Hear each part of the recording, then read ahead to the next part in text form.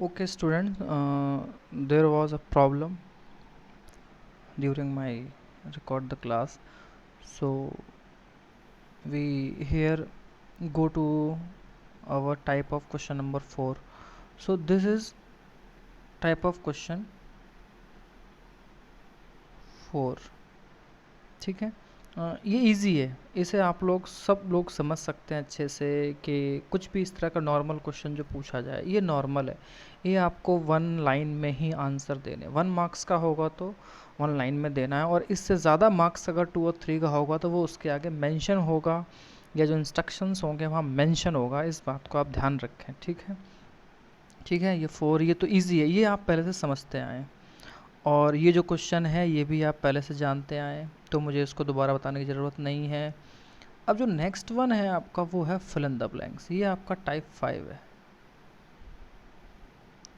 यानी कि जो ऑब्जेक्टिव क्वेश्चन होगा आपको fill in the blanks type पे होगा।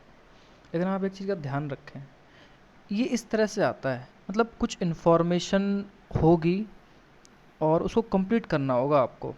जैसे इसमें गोदावरी बेसिन के बारे में पूछा है कि गोदावरी बेसिन को और किस नाम से जानते हैं, also known as the other name is Dakshin Ganga, drains into, मतलब किस में गिरती है, नेम ऑफ सी बताना है आपको। तो ए ऑप्शन आपको यहाँ फिलअप करना है, आपको यहाँ फिलअप करके ये बताना है वो किस में गिरती है, Godavari.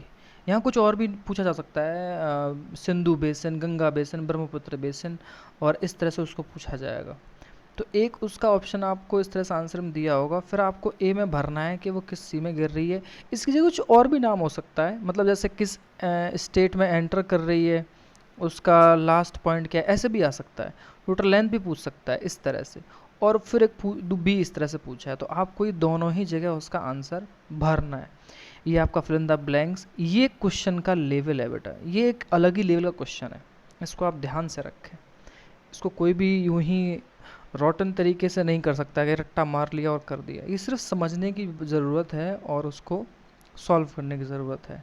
So this is type 5, और ये क्वेश्चन का लेवल बढ़ा दिया है, समझ में आना चाहिए शायद आपको। ओके, ये बेसिक क्वेश्चन है, ये तो आते ही रहते हैं, ये आपको इसको समझाने की ज़रूरत नहीं। यस, क्वेश्चन टाइप 6, टाइप 6 ये बहुत इंपॉर्टेंट है। क्यों?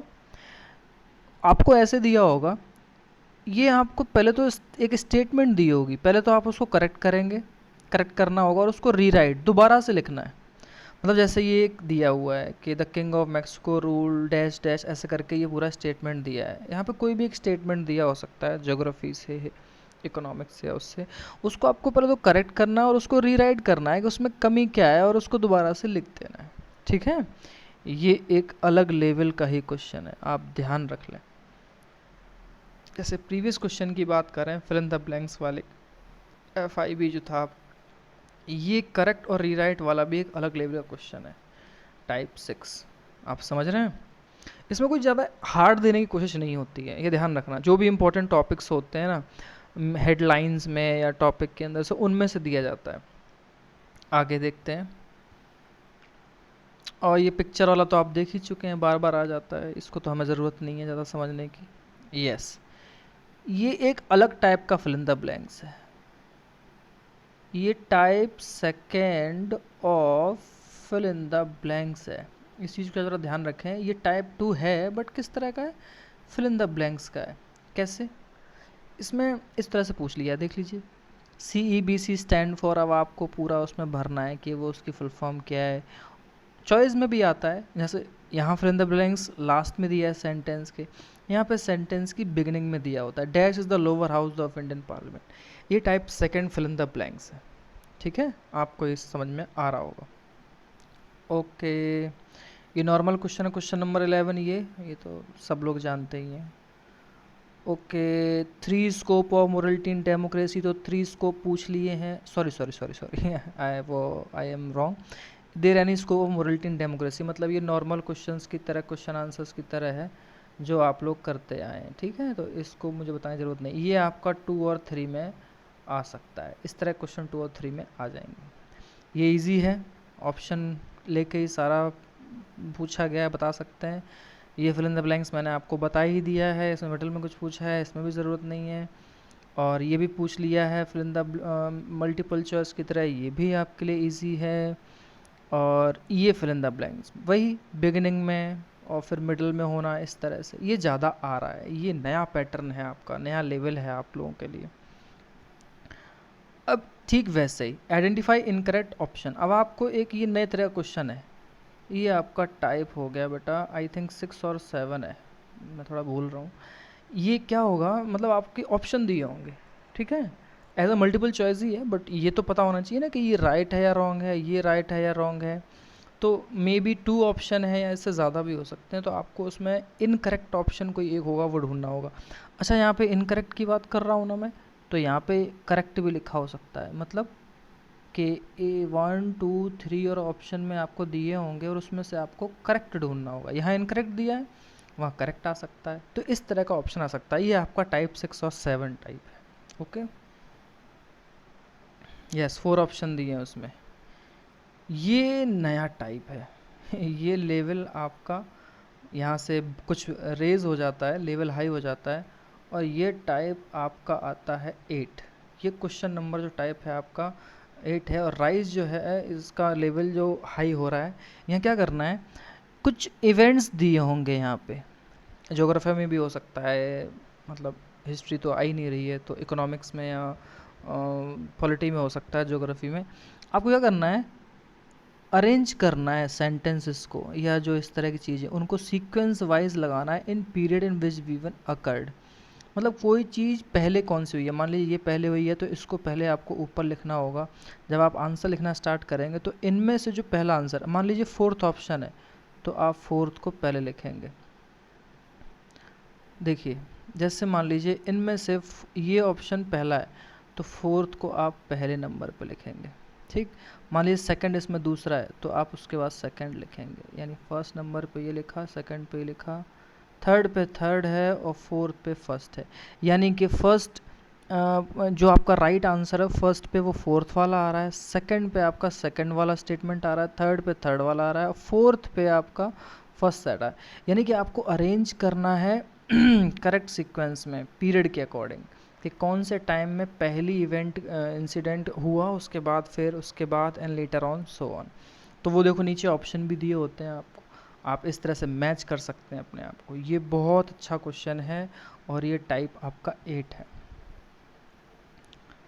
और एक ये, इसमें क्या होगा, 2 स्टेटमेंट्स दिए होंगे जिसमें से एक एसर्शन होगा, मतलब कथन स्टेटमेंट की तरह, दूसरा रीज़न दिया होगा। जैसे ये दिया है ना, ये एसर्शन दिया है, ये रीज़न दिया है।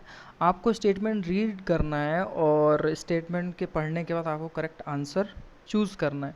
जैसे एसर्शन कुछ भी दिया हो सकता है, जैसे एसर्शन दिया है कि there has been a significant increase in rural poverty in West Bengal, कि हमारे यहाँ ना बहुत ज़्यादा बढ़ोतरी हुई है गरीबी की वेस्ट बंगाल में।